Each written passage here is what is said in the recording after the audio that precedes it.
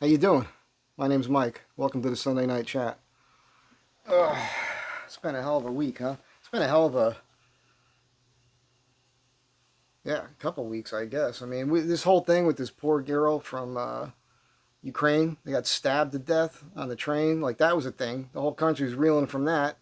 And then Charlie Kirk gets shot. We're going to talk about it. We're going to talk about it today. And what I think has led to it, and the only way to fix it, and all that good stuff. And it is 20 after 2. All right. First of all, the only reason I can even do this today is because I'm in a better mood. Because I have not been in a good mood. Most of you haven't been in a good mood. I've been talking to a lot of friends who are just distraught, pissed off, really aggravated by it. And you know, there's the thing where people are obviously upset, rightly so, that a nut job shot Charlie Kirk. But they're more upset by these ghouls outing themselves as such. Ghouls celebrating the death of this guy. And the good news is a lot of these people who are putting themselves out there are getting fired because of it. That is a good thing. If I had employees and they were doing that, I'd fire them. And I wouldn't care if whoever it was, it's somebody on the left, it could be somebody on the left, somebody got murdered in that fashion in front of thousands of people, in front of the whole world, was family watching, and somebody I had working for me went out there was like, yeah, ding dong, witch is dead, shit.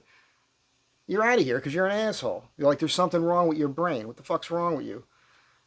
Guaranteed, too, most of these people who are getting fired, their employers didn't like them anyhow. They didn't want them there anyhow because they were these type of people. You could already see it. They were the type of people creating all kinds of problems in the workplace. DEI people, you know. We're going to talk about it. We're going to talk about it. Why am I in a good mood? Well, something interesting happened yesterday. So we'll start off in a happy mood, all right? Yesterday I went to go see my buddy Chad, who I haven't seen in a little while. Chad's my buddy that does the bicycle stuff. For those of you guys who've been here for a while, paying attention and all that. Chad had a medical issue. He ended up having 2 of his toes cut off, man. And so the pain of that is a thing, but the psychological thing that he went through at the same time, it was rough, you know. We talked about it a lot. And it was my first time going over there after that happened. He's like, he's healed now. I got to see his nubs, his 2 little nubs.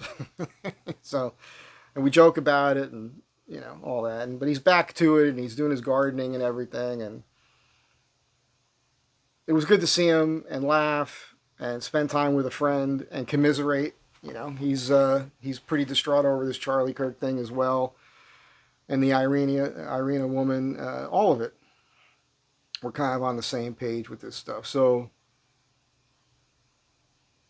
yeah, that whole thing is a thing. But it was good to see him. And I left there with 4 bicycle frames. So, which, you know, they didn't cost me coin. It was a different thing going on between me and him. But one of them is a frame that I had over there. It was busted that he was going to modify. But he's not doing bicycle framework anymore. So don't ask him. And then a couple pre-war Schwinn frames. One was mine, which he did do some work to. He didn't do everything we wanted to do. And he also hooked me up with a very rare pre-war Schwinn frame. And then another frame I ended up with.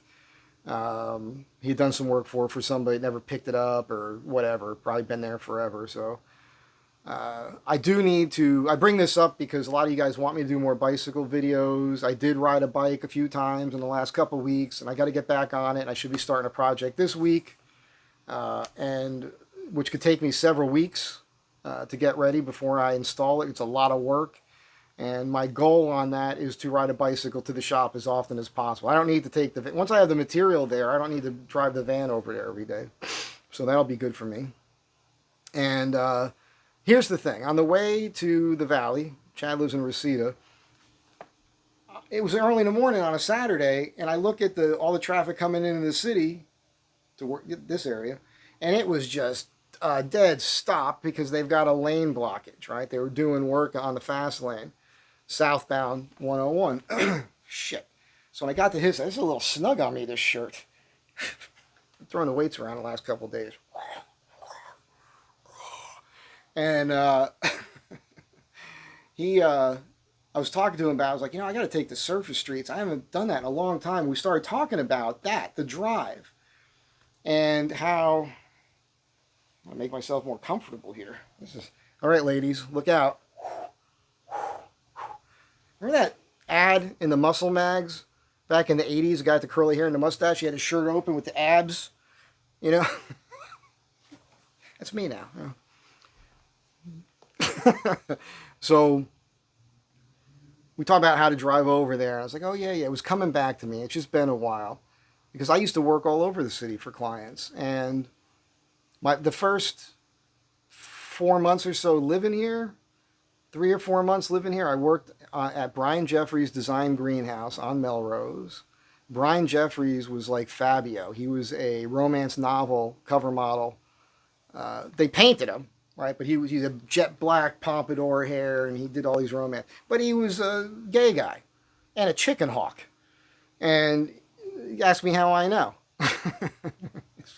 Put me in some really weird, fucking uncomfortable situations, man.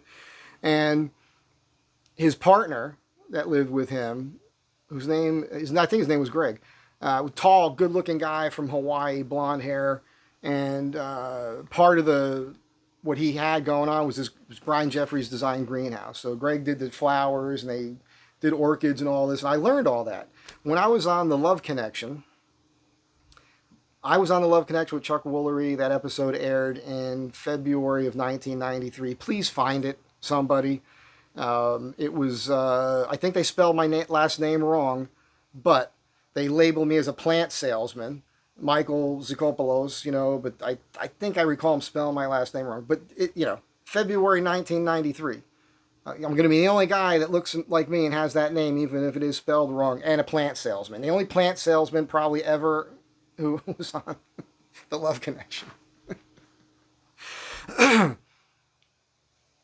During that period of time, that's what I was doing. So I was driving all over the Palisades, Beverly Hills, all of it, because I was going in and out of the homes of these. It was crazy to get this gig, man.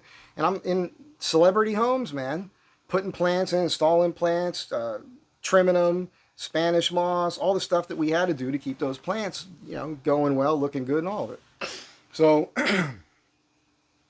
I kind of know these roots, but it's been since then, man. So, 30 years. Anyhow, I go down Burbank Boulevard, and I don't know. This feels weird. I'm going to have to change my shirt mid-video here. I didn't realize it was so snug on me all of a sudden. It's the ice cream I've been eating to try to cheer myself up lately, which isn't a good idea, because I'm lactose intolerant. So I got to take pills to do it, but it doesn't keep me from sharding myself. A fart, if you're lactose intolerant, is a very scary thing. I'm just saying. If you go out in public, you got to bring an extra set of underwear. I'm going to bring a little levity to the video today, all right? So I go down Burbank Boulevard, which I don't really know very well. It was interesting because all of a sudden it opens up. It's like 3 lanes in both directions, like it's 55 miles an hour or something. And I got to get to Van Nuys Boulevard, and I got to make a right. And I got to take that to Ventura, and I got to make a left. And then I got to take a right on Beverly Glen, and I got to take that up to Mulholland, and I make a left. And then it's Benedict Canyon. So I'm doing all this, and I get to Mulholland, and I'm like, man, I was in a good mood. There was no traffic. I wasn't on the highway. Just doing the speed limit. There's nobody on my ass. I'm not on anybody else's ass. It's like I'm all alone having this thing. And my iPod's playing through the stereo, and it's all 70s stuff, and I get to Benedict Canyon, and I start cruising down, and Bob Seger comes on, I'm listening to Bob Seger, and it's just so beautiful. And that's what hit me. It's like, this city is run by a Marxist moron. And the state is run by a corrupt, slimy lizard person. And they're running it into the ground. And they're making it difficult for all of us. And they're hypocrites and liars and shysters. But it's a beautiful place, man. It's beautiful. Like Benedict Canyon, it takes you right into Beverly Hills, I like the neighborhoods of Beverly Hills. And And then Iggy Pop came on, the chairman of the board. I got to Sunset and I made a left. And I said, I'm just going to cruise right into Hollywood from there to Gower. And I'm just looking at all the stuff that it's not there anymore. Old American Burger ain't there anymore. We're at Fast Times at Ridgemont High, like nothing's there. The bookstore, French's bookstore, it's not there anymore. We used to buy our scripts and everything, and it's just really changed. But it was a trip down memory lane, and it's kind of like when I was home in Jersey riding the bicycle around and showing you my hometown. Well, the reality is I've lived in LA 33 years or more. I got to do the math. I came out here in just September of '92, right after the riots. And I've been in this apartment since February of '93. So LA is my home. Like home is home.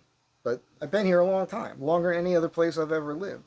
So it's interesting. The point is I'm trying to drive home here is that it was a beautiful drive, actually. And I wasn't frustrated while I was driving. And I just had a good time with my pal. And I got these frames in the back. I'm like, oh, I'll get to this. And yeah, I got to just, my point is it detached my brain from thinking about Charlie Kirk and from thinking about that poor woman that got murdered. And I needed that. This is the point. You need it. You need to distract yourself from this bullshit. You need to do it, because if you're wallowing in it and you're watching it all and you're listening to all these stupid people getting in trouble and getting busted and getting fired and everything else, spewing this hateful nonsense while they're lying about Charlie Kirk. It's so funny. I'll tell you what, here's the deal. If you're one of those people, because I put out two shorts and like a short video on it of what I thought was going on, like from the jump. I probably didn't have everything exactly right at the time. It was just how I felt. I felt like I owed it to you guys to tell you what I thought at the time as it was happening. A lot of you, there's a segment of you that expect it from me to a certain degree. We're going to talk about it. I'm getting to it. Better get to it quick, right? So, here's the thing. I looked a bunch of these things up. So, first of all, I started getting frustrated. There's two people that are no longer on the channel because they aggravated me. Don't keep arguing with me, man. I don't care. You could tell me what you think. I don't have to agree with you. But if you start arguing with me and coming back at me with nonsense and then like attacking me for being who I am, fuck off. This isn't a free speech zone. This is my zone. It's how it is, man. It's how it is. I don't care. What you think of me is none of my fucking business. Stop trying to make what you think of me my business. I don't care what you think of me. All right? I know that a lot of you, I could tell by the way that you phrase some of the comments. I'm talking about the aggravating people, not you good people that I like so much. Figure it out who you are. There are people come here and start giving me these comments like they think it's important for me to appease their sensibilities. That's bullshit. This is not a DEI place. It doesn't work like that. Don't care. Not trying to appease people. Don't care what you think, man. I'm telling you what I think. You take for what you want out of it. That's all. That's what all this is. Stream of consciousness. So I gotta have somebody stitch. I gotta put a snap on all my collars out here. I wore this. Jesus, I'm practically naked. I wore all this today because it's like a 70s shirt. Cause that's what it made me feel like driving the car yesterday. So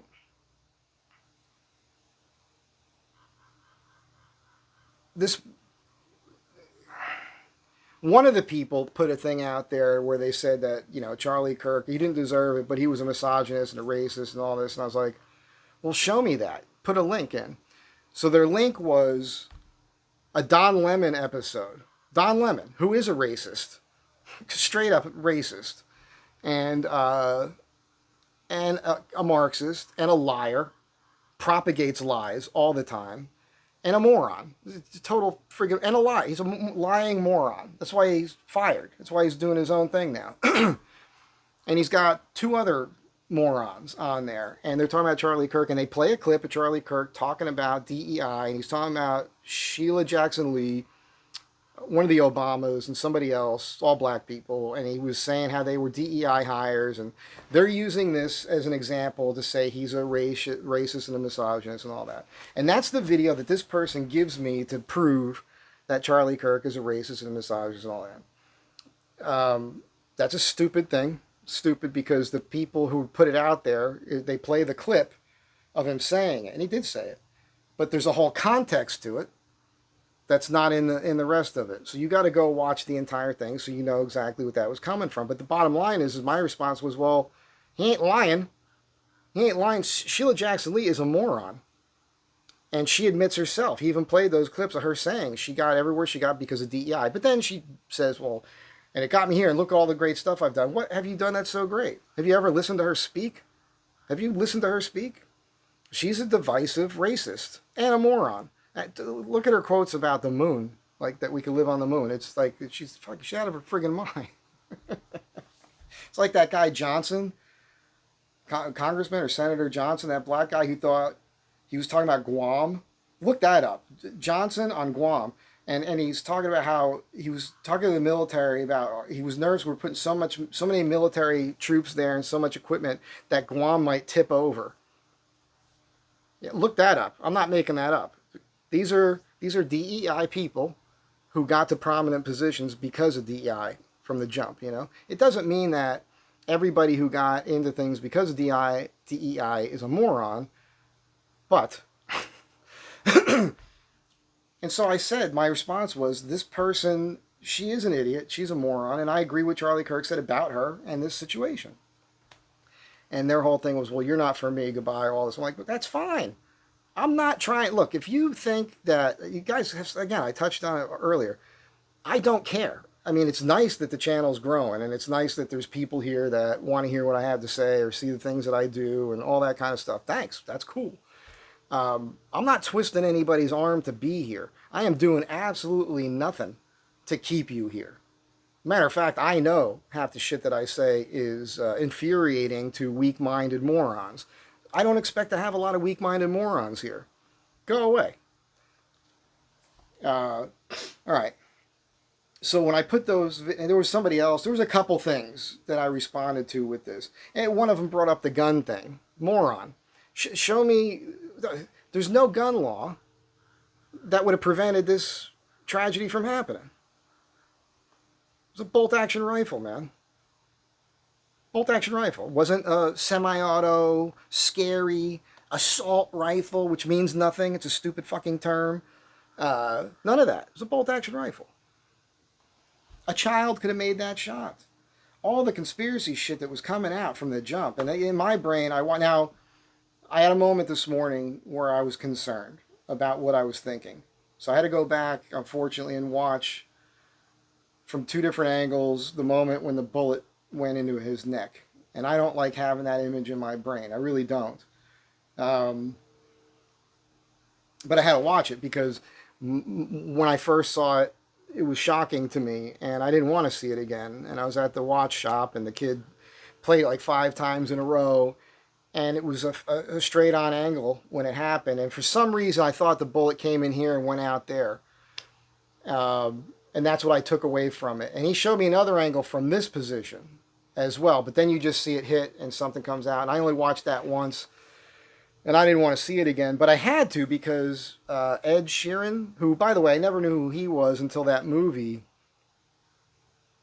That Beatles movie? What a great fucking movie. I'm a Beatle maniac. I don't know if you've seen this movie about the Beatles. Let It Be, maybe? Is that the name of it? The guy, he's like an Indian guy living in Britain, and there's this event that takes place. He gets in an accident with a bus on his bicycle. At the same time, all the power in the world goes out. And when he wakes up in the hospital, it's a different world where the Beatles never existed. But he remembers them. Nobody else remembers them. A few people. That comes in later. And he goes home, he figures this out, and he starts doing Beatles songs because he was a struggling musician, you know, playing on street corners and whatnot for money. And he becomes famous because all he's doing is remembering the Beatles songs and writing them down. And Ed Sheeran's in the movie. I had no idea who Ed Sheeran was. I still don't really. I just know him from that movie. But he just wrote a song for Charlie Kirk. And it's got his wife and kids in it, and the day it happened, and the event, and drone footage of the event. And anyhow, I don't want to get emotional over this. I'm trying to get past it. For me, getting past it is talking about it with you, I guess. So anyhow, I'm looking at it, and the footage looks at me like, well, the bullet couldn't have come from here. And I'm looking at and so I started looking it up this morning, doing my research on where the shooter was, and I had to go back and look at those videos, and I could tell, yeah, okay, the bullet did it must have went right through here, and that's why that blurts out the way that it did. It didn't come from here, because here would have been over there, and if that happened, it would have been somebody in a building, and everything is a lie. But now I'm convinced, okay, this all makes sense. So now, after it happened, and I was saying what I was saying in my videos, and I was saying how I think it's going to be some kid, or it was, and they found the stuff out early, and it turns out I was right based on the stuff I was seeing because of what I was watching. But there's a lot of people out there listening to the left, MSNBC, CNN, all these lying motherfuckers, just lying, and they're trying to make it sound like he's a right-wing nut and all this because his parents were Republicans and he grew up hunting in Utah and all these things. But they don't want to they don't want to listen to, aren't you tired of being wrong by now, people? Aren't you tired of saying something and having to correct it? You see what happened with Stephen King, right? Stephen King's apologizing now, and all these other celebrities are going after him because he was trying to say that Charlie Kirk was, I don't remember what he said, advocating stoning gays or something, I don't know. But that might have been it, I can't remember. But the point is like now he's apologizing for it. I've never liked Stephen King. I've never read any of his books. I've seen his films, the films based on his books. The Shining was a thing. He wrote that, didn't he? That's Stephen King, right? That was good because when I was a kid, I watched it. It was haunting and kind of scary. But that's because I was a kid. When I watch this stuff as a man, I realize it's written by a pussy. Everything he's right, he's a pussy. He's a beta male pussy. And he's got stupid ideas in his head about how he sees people. There's a movie, I can't think of the name of it. You guys will write it in the comments, where there's a group of people in a store, and there's a fog that comes over, and so the military did some sort of thing where they opened up a portal to another dimension, and all these critters are out there, and they kill you if you go outside. And so he's got stereotypes on these people. And I remember watching that going, this is stupid and bullshit. That's not what would happen at all. It's not what would happen. They'd bond together, they'd figure it out, you know. But his idea of what would happen is based on fear, because he's a scaredy cat. He's a scared little man. Scared little man. Only has the safety he has because other people that made this place safe before him, men. That's the thing that pisses me off. These people today, let's stick with the Charlie. I'm going to get into this because I'm angry about it. But it's nothing you haven't heard me say before. So, okay, what do we know about this kid now? Well, we know that, and if you don't know this might be the first time hearing it, so don't believe what I'm telling you. This is just what I know. And I know this not because I'm watching Fox News, but because I'm watching YouTube, and I'm watching independent journalists. There's one guy, I have no idea what his name is, but he has, like, I think he's got a couple 100,000 followers. If somebody has 100,000 subscribers or more, that tells me that there's a public out there that thinks that person is good to listen to. Right? It's like a review on Amazon. I'm not. I only have 13,000 or so. It's like you can't take anything I say all that seriously. Don't believe anything I'm telling you, but you should look it up what I tell you. So apparently, and I've seen the videos on it. Kids that went to school with him and everything. So about 10th grade, he was becoming radicalized, and more leftist. They call him a Reddit type kid, whatever that means. I guess they have weird shit on there. Gamer kid. And his family says he was a leftist. His own family. And so that's the story. And he went to college and he became more radicalized. And apparently, we don't know it all yet, but it sounds like he probably got involved with some Antifa group. And this is based on things that he wrote on these bullet casings. This is a crazy person, man. And then it turns out he's living with a trans dude, right? A dude who wants to transition into becoming a woman. By the way, I say it all the time. There's no such thing as a chick with a dick. It's a man with tits. Let's just be clear here. No such thing. is a chick with a dick. That's not real. That's not a thing. It's a dude with tits. So you got that one? Repeat it back to me. There you go. You got it. So that's what he's living with, and I'm not judging that person. And I don't care, by the way, if you're gay and you want to suck dick and all those things. That's fine. Suck all the dick you want. Just stop voting Democrat. Vote Republican. You could probably figure out how to suck a dick and vote Republican at the same time. I'm just saying. You could probably do that. Because it's the only thing that's going to fix anything. Not that Republicans are great. They haven't been. But it's a different breed right now. It's just a different breed than what it was. And the left has gone so far to this crazy place, man. The center has always been here. But the left has moved way the fuck over from now the center's to the right. The left has gone so far that way.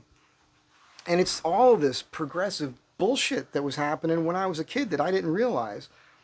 Well, real quickly, I also want to say before I get into my history, because I want to talk about that. If you don't know anything about Charlie Kirk, all you got to do is go on YouTube and start watching his videos. Because what he was doing, and I've been talking about this myself for a long time, long before I even knew who Charlie Kirk was, probably before he was even doing it, because I've been talking about this shit for damn near 30 years. He was taking the battle to the battlefield where it needed to be, confronting the enemy on their own terms, on their own home ground, college campuses. And he would set up his little table, and he would just talk to people.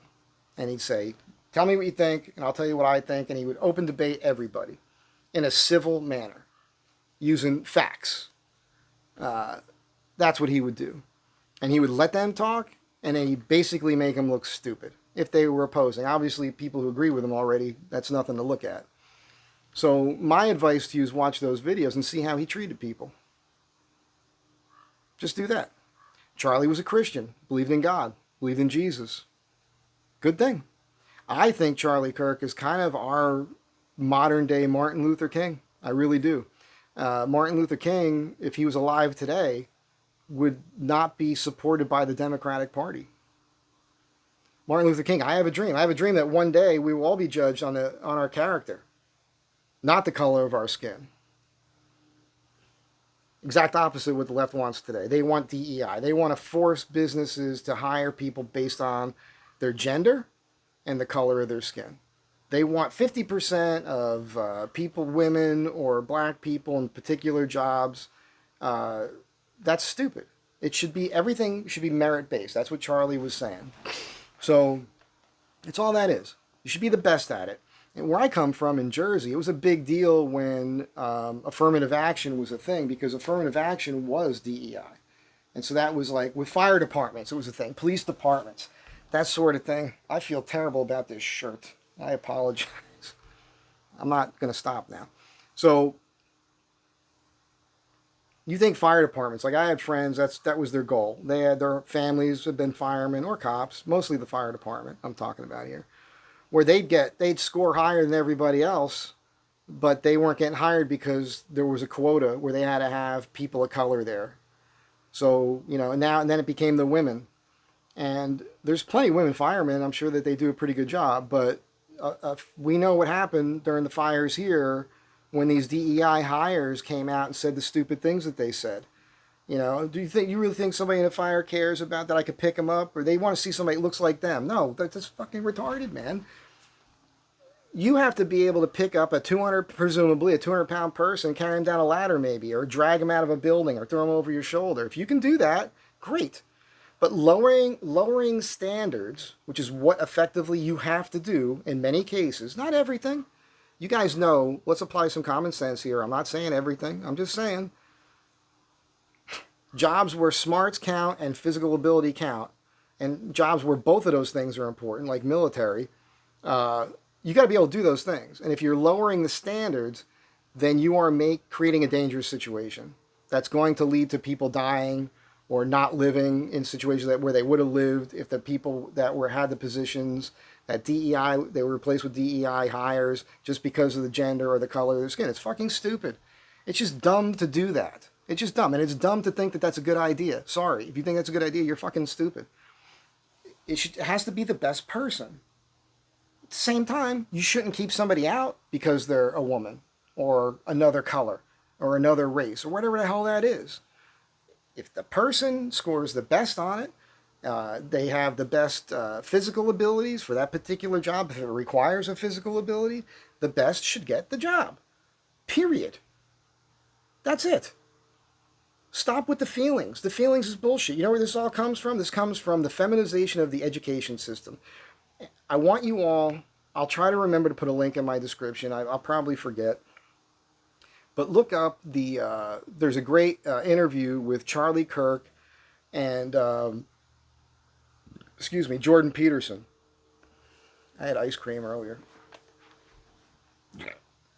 I might not make this video, the whole length of this video, without crapping myself.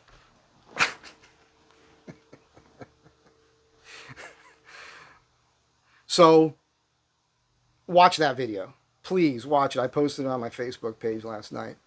It's pretty good. And it just made me think, like, okay, there was a thing that happened over the last 10, 15 years with toxic masculinity.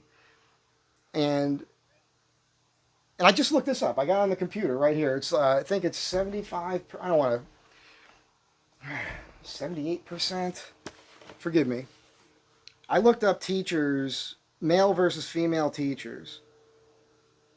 3/4 of all teachers, K through 12, are women. Then I looked up Republican. Now there's some ambiguity here because AI, because whoever writes this doesn't want to tell you the truth because the math doesn't add up.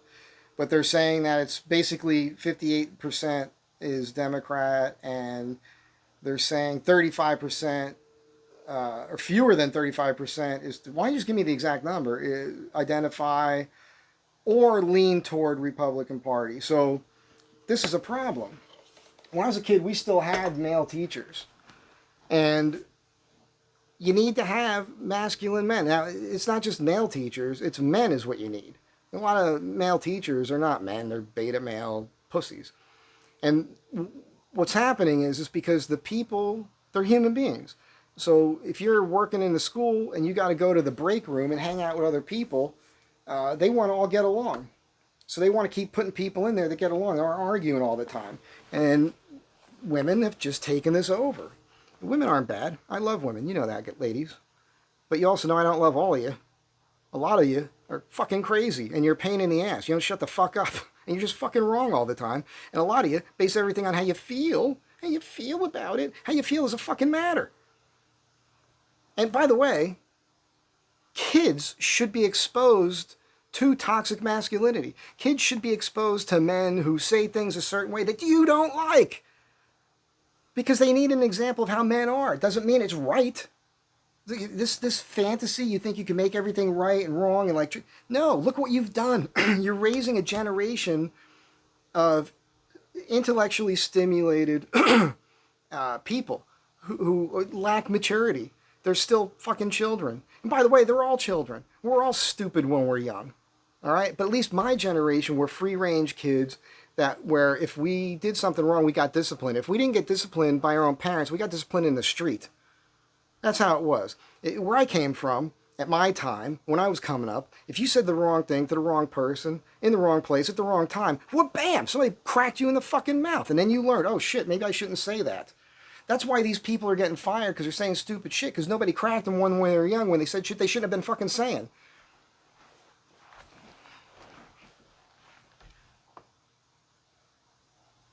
Smarten up. You have feminized the education system. So like little boy, and given...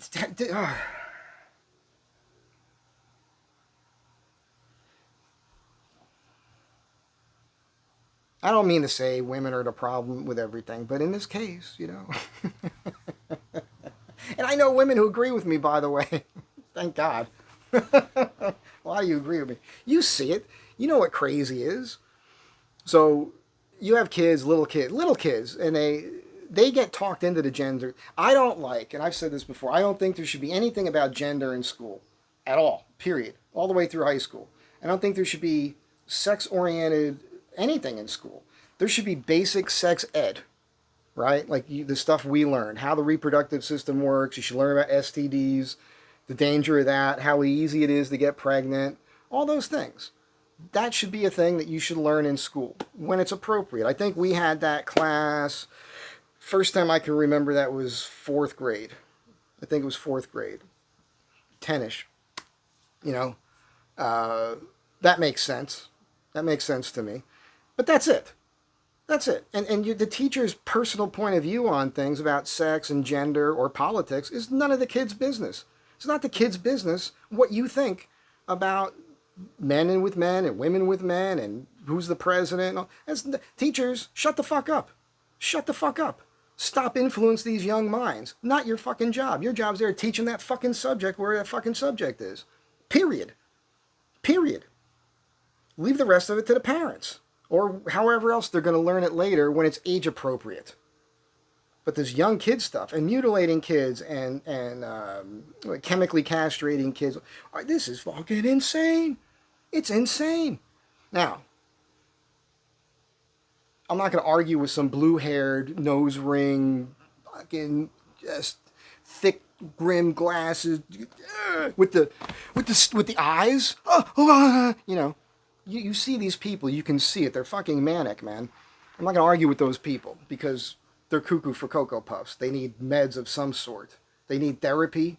They need to be locked up for a short period of time to be like reprogrammed out of their manic fucking TDS bullshit. It's insane. But that was all orchestrated. There's a whole generation of these people out there now that believe this shit because they're all watching the same shit, all the same lies. It's insane. Here's the thing. And here's the thing that I think those people can get on board with. Reincarnation. You don't have to believe in it. Just hear me out. Don't run away yet. It's a good one. Trust me. You've heard me say it already if you've been here before. Two things. One, we never die. We don't die. The body goes kaput at some point. Fucking thing breaks down. You're fucking born, man. You're the soul inside the body. So you go to the next thing, whatever that is. Now, you can believe in religion if you want, what that tells you. Whatever you want to believe, that's fine. I'm not going to argue that point. We all have different thoughts on that. I have had my own personal experience. You don't die. Number one. So that's the first thing. At a young age with children, we have to get through to them. And it's pretty easy to do because when you're young, usually somebody in your family dies at some point. You know, a grandparent, a friend of a friend. People are dying every fucking day. Everywhere. It's happening. So it's easy to talk to the kid and say, listen, so-and-so they've left the planet. They're not here in physical form anymore, but they're always going to be with you in your thoughts. They're watching over you. Whatever it is that you got to tell that kid to make him feel good. But the main thing is getting the point across that there's not death. Because there's fear is what's driving a lot of the bullshit. So program fear out of your children. That's number one. Secondly, the idea of reincarnation, which is the possibility that you come back. Maybe you don't even come here. Maybe you're fucking Martian on Mars. Maybe you're some other life form in some other galaxy, solar system, whatever it is. But I think a lot of people do come back. Plenty of evidence on this. Don't believe me. Look up on here the reincarnation stories because there's a lot of them with young kids that talk about things that they just could not have known. You know, they're 3 years old, 3 to 5-ish, where they're telling whole stories. And a lot of the times the people that they're talking about are still alive. And they get these people together and it's wild. The information that they know is just, it's not possible any other way. There's no other explanation for it. Sometimes kids could speak other languages. I mean, the things that they know is incredible. So the way you deal with this, because it's not transgender, it's a bullshit thing. What it could be, and they say, when you go down the rabbit hole on the reincarnation thing, what they say is that up until about the age of 5, you could still have a very strong tie and feeling connection with your previous life. If you could, and this is something I was exposed to as a kid, because my mom and my uncle used to talk about reincarnation and all that all the time. My mom took, I'm just a mess here with this shirt today. My mom took me to see a movie in the 70s called Beyond and Back. That was my first time really being exposed to the concept. And I was probably 11-ish, 11 or 12 years old, I would guess, at that time. And Because you can say to your kid, you can say, well, little Johnny, I understand what you're saying, but here's the thing. When you get older or if some tragic accident happens that takes you from this current existence, right? Like your life ends now, you don't die. You go up and whatever terms you want to use. I'm not going to put the words in your mouth, but if, for those of you that are religious, you say you go to heaven and then you decide to come back and you get to pick your parents. Whatever you want to invent for that, that would be based on your own research and what you think after you look into it. Don't make any judgments right now. Do us all a solid and look into it first. So you say, it's possible, probably what happened is when you were here last time, you were a little girl. And you had that life. And that's probably what you're remembering. Remember, you probably were wearing dresses and doing all the things that girls do. But in this life, you were born a boy. How cool is that? Now you get to live this life as a little boy. And then grow up into a man and see what that's like. Pretty cool. Pretty cool. So I understand if you still feel like that other person, but give it some time. You know, you're 3, you're 4, you're 5 years old. Maybe give it a little time to think about and live a little bit and discover the fact that no, I'm a boy and I do like trucks and, you know, eventually I like girls and I like having sex with girls and all these things that boys do. Give it a fucking chance, man. Instead of being the parent going, oh yeah, here's what we should do. We'll give you some pills and then we're going to stop your body from producing testosterone and turn you into this horribly miserable, angry person that is now a victim, permanent victim, and sees everything as the patriarchy. And you're turning these people into just crazy moron zombies. You've created this mess, man. It's all because there's no men in the schools. It's because in the break room having coffee, there isn't some Vietnam War vet going, what did you just say? You said that in class around those kids? What are you, fucking stupid? That's what you need. That's what you need. That's what every school needs. Every school needs about a half a dozen dudes, preferably former war fighters. I'm telling you this. Like, men, fucking men, in there going, what? That's fucking stupid. Not saying it to the kids, but saying it to the stupid people, saying the stupid shit to the kids. They're not being challenged on their bullshit. Nobody's challenging anybody on their bullshit anymore. That's what Charlie Kirk was doing. Now, he was doing it in a very nice way. Way nicer than I would be doing it. Way nicer than I'm doing it right here, but that's because I hope I'm making some of you chuckle a little bit.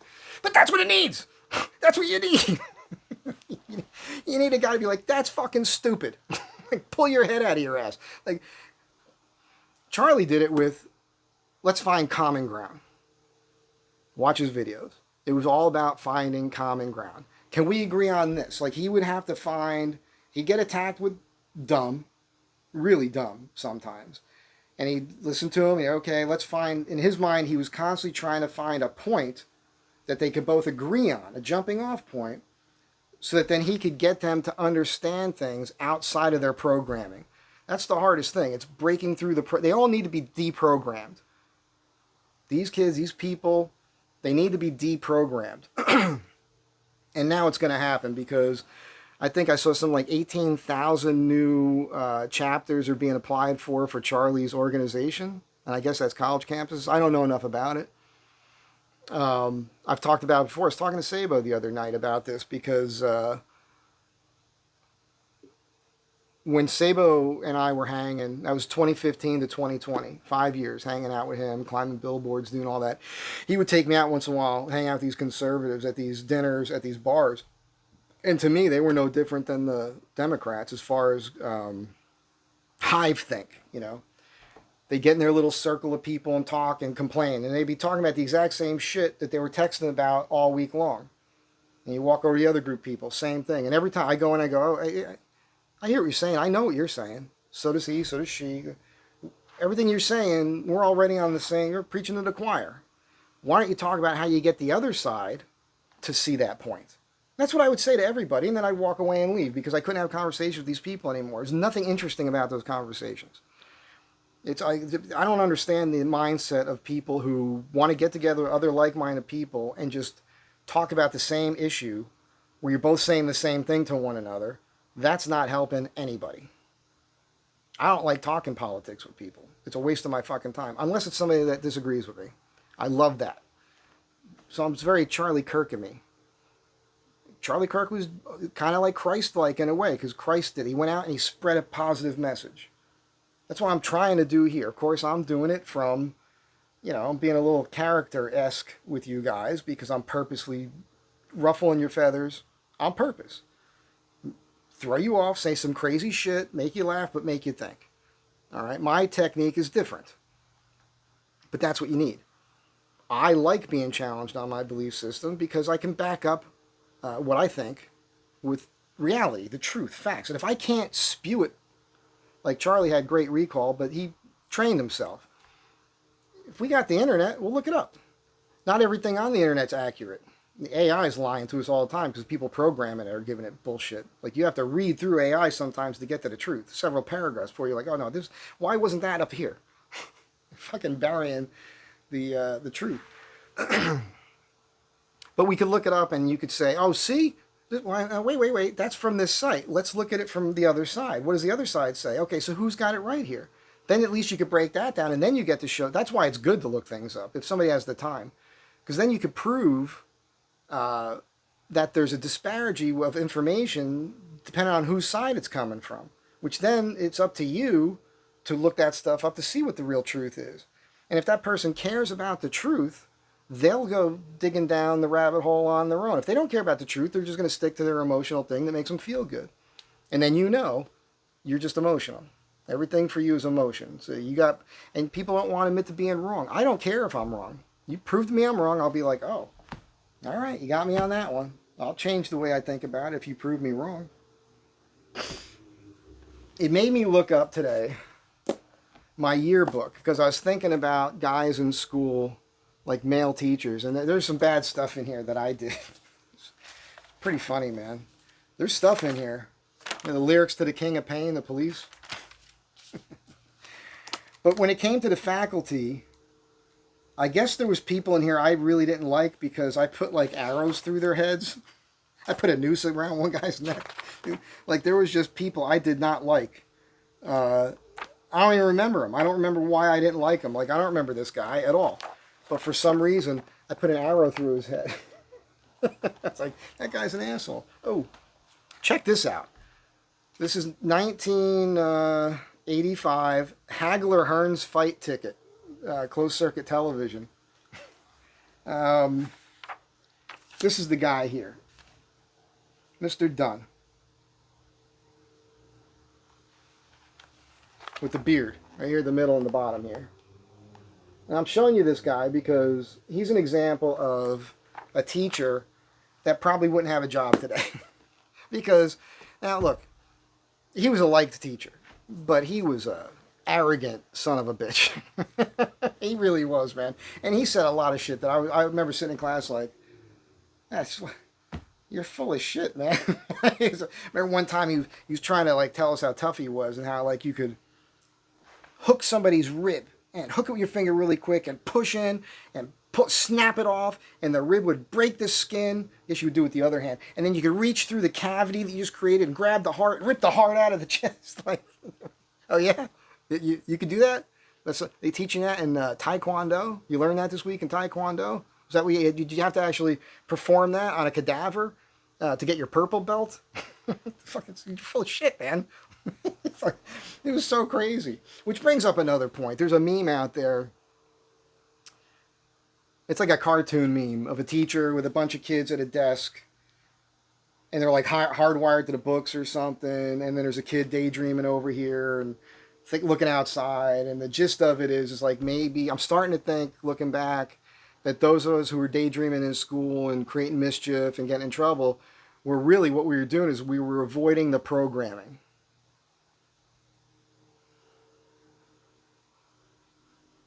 That was me. 100%. Class clown, always, because I'm listening to half the shit I listened to. I was like, this is crazy. What are you saying? But I didn't have the maturity to understand it. And one of the things that young people don't understand, because they didn't tell us this, even when I was in college, and I had 4 college-level psych courses.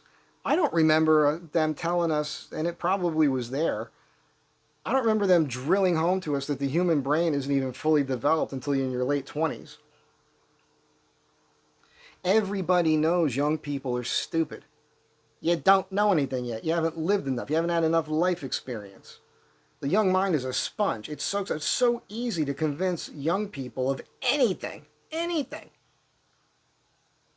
This is why you need examples. You need to have male teachers in school for the example. Just like it's better to have a father and a mother in the house with a child. I know a bunch of people go, what if he's an asshole and he mistreats? It's better to be divorced if they're unhappy. That's not what I'm saying. Don't interject your bullshit, man. Don't argue against the truth. It's better to have that. I learned about how to be a man or what men were like by observing men because I had a man in the house.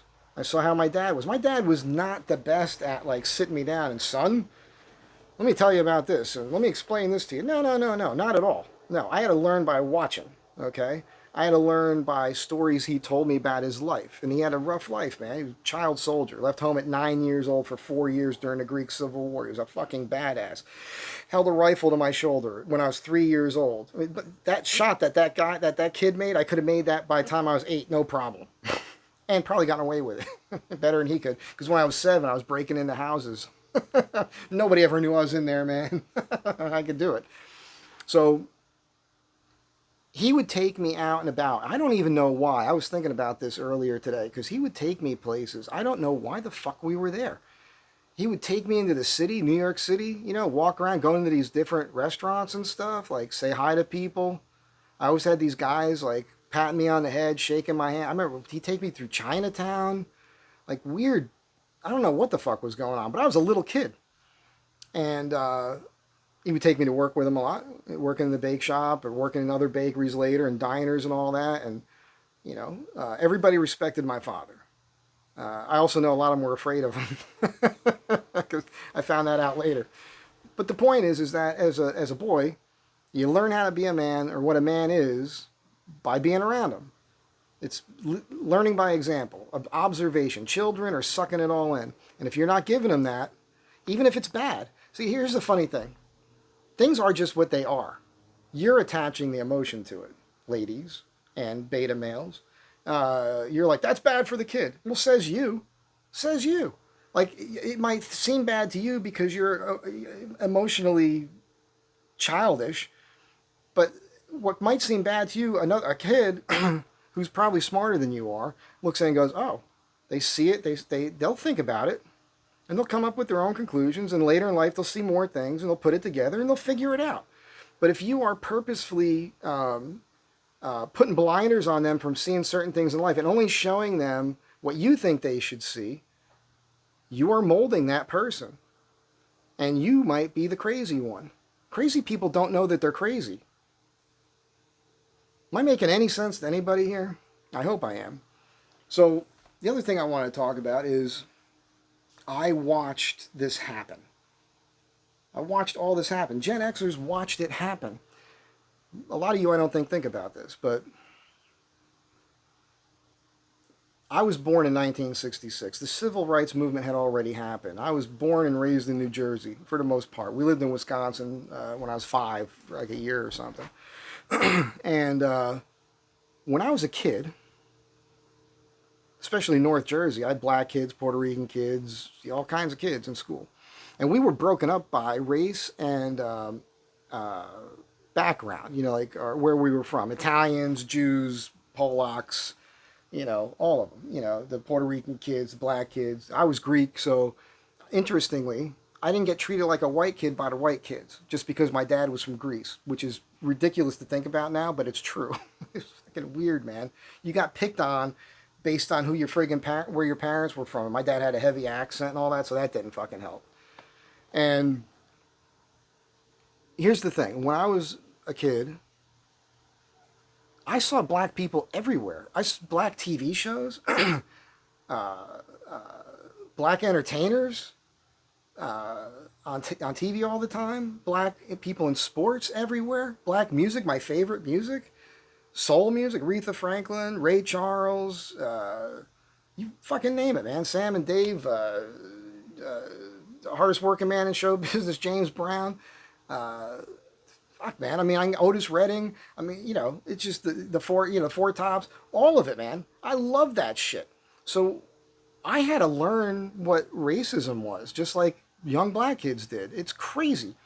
I, like when Roots happened, Roots fundamentally changed the country in a negative way. And then later we found out it was all bullshit. It was all fiction bullshit. If you don't know that, by the way, please look that up. Because Whitey was not going into Africa chasing black people around the grasslands and throwing nets on them like the Planet of the Apes. That's all bullshit. The slave trade and the slave routes from... It doesn't taste better the second time up. Excuse me. The slave routes from West Africa to the Middle East existed for over 1,000 years before the New World was ever discovered. We've been down this road before, okay? The native peoples here in America, North America, were murdering each other and enslaving one another long before Whitey came along, all right? It's never had anything to do with race. And it was black people enslaving their own and selling them is what that was all about. And even before that, there was, the Moors, the black people in Northern Africa, who were Islam, were going up into the Netherlands and Ireland, and they were stealing white people and enslaving them. I mean, this shit's been going on forever, man. So the lies that we're told and that are constantly perpetuated, and by the way, who freed black people? White people. White people fought and died. Thousands of them died. Hundreds of thousands of them died to free black people. It's just stop with the bullshit already. It's what I saw happen was, I remember kids, like black kids, giving me shit when I was little at different times over this. And I couldn't understand it because I saw them as equal as I was. Because that's what I saw everywhere. I saw black people doing everything. We had black teachers in school.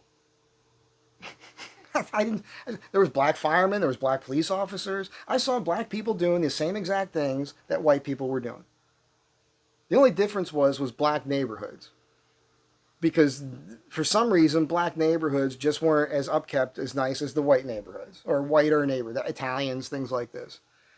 So that was the thing that I saw. With my own, I remember I had this kid, Larry Armstrong. I liked Larry. Smart kid, black kid, lived in the projects. I said to my mom one day, and I told Larry, I said, I'd like to come by. Larry wanted me to come by.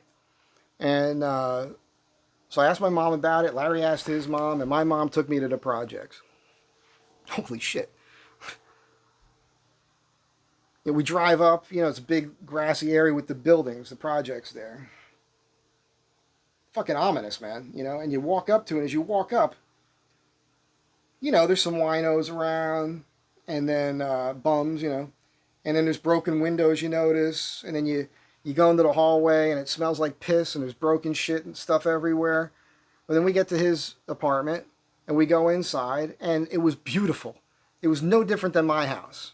It was clean and there was pictures on the TV and Larry was cool and his mom was cool and everybody had a nice time and it was wonderful.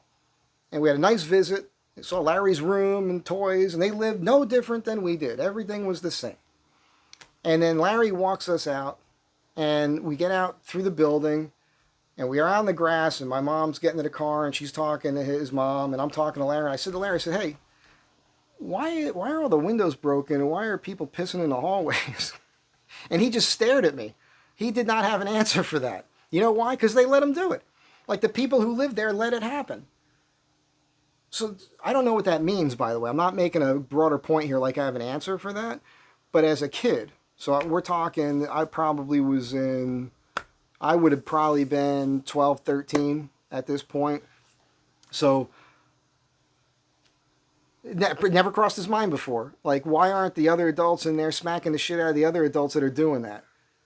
I don't know. I wouldn't have had the answers then. I don't really have the answers now.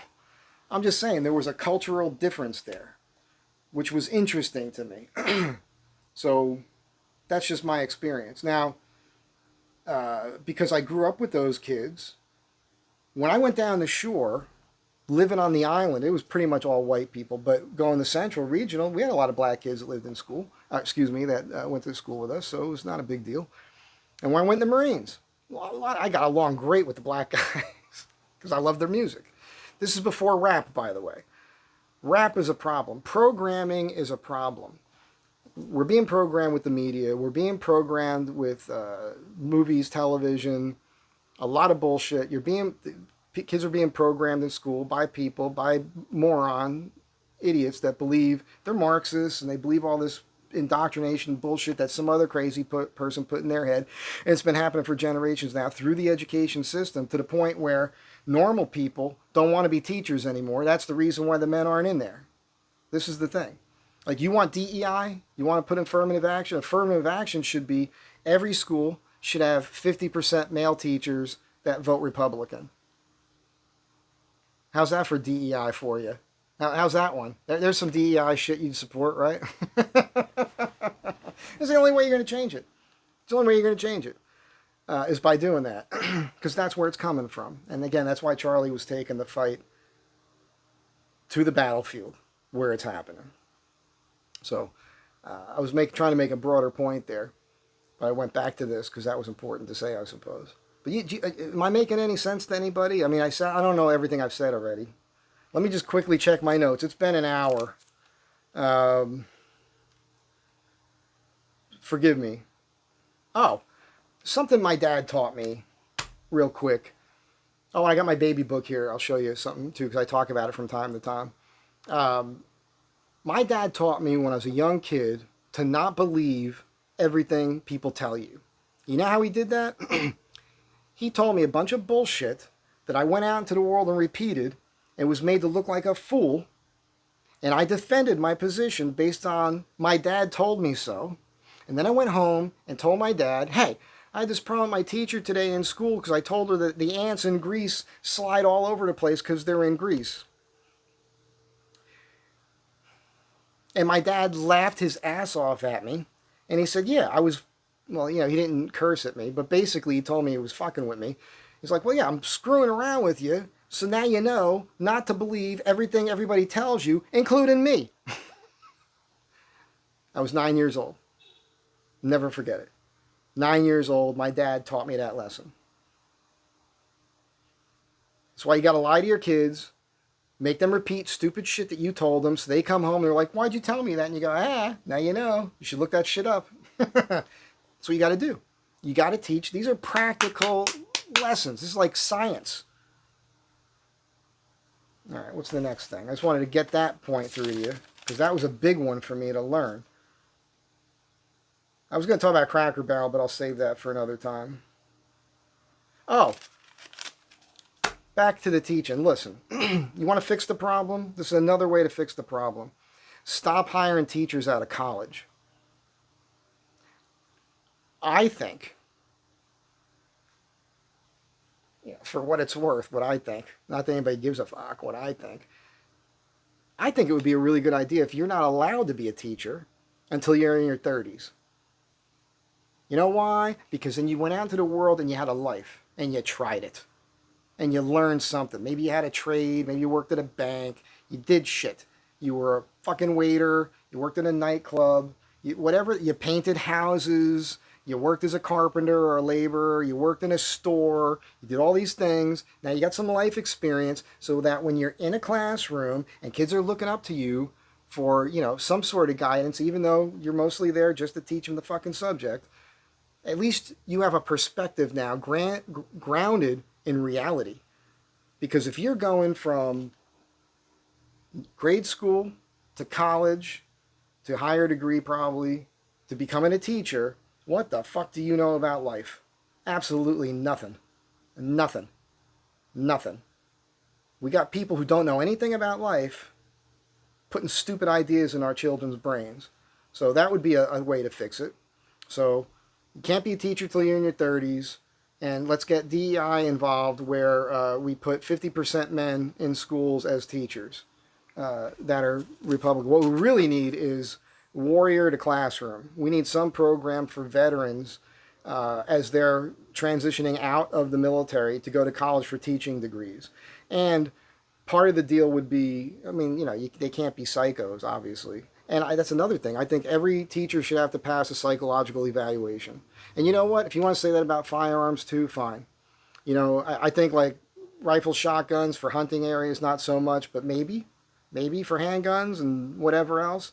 The same test that cops take. I've said this before. It's been a long time. You probably haven't heard me say it. I was going to be a cop twice. I have my reasons for choosing not to do it. I don't think it's a free way to live, for one thing. All your friends are cops after that, anyhow. And but you have to take this test when you first get there, and it tests for basic paranoia and stuff like that. It's pretty straightforward. But when I took the test in L.A., Jersey was easier. There's just a couple guys there. But when I went to L.A., I had a ponytail. It was so funny. Long hair and a ponytail with a cap on. And I took the test. There was a lot of people. There could have been 100 people that day. Let's just say it was 100 people. It was a big room with long tables, full with people taking this written test. And we all hand in a test, and the guy says, okay, when I call your name, go out in the hallway. And they're just calling names, and everybody's going out in the hallway. Everybody's going out in the hallway. And there's maybe 20 of us sitting there. I think it was less than 20 people sitting there. And the guy says, well, the good news is you passed.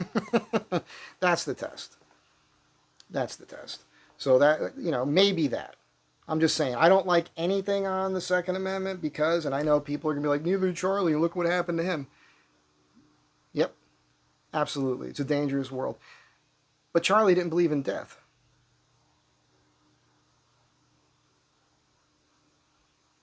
And again, a good thing's coming from this.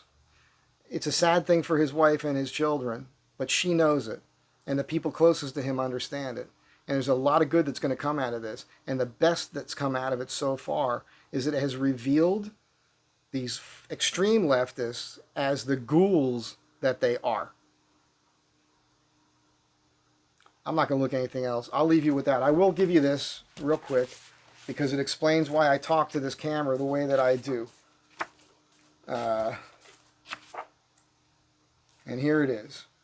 February 6, 1967. I'm 6 weeks old at this point. 6 weeks old. The doctor's name was Atterbaum. And his remarks are, this is about me. It's 6 weeks old. Very, very healthy and alert. Progressive. Not afraid of anything or anyone.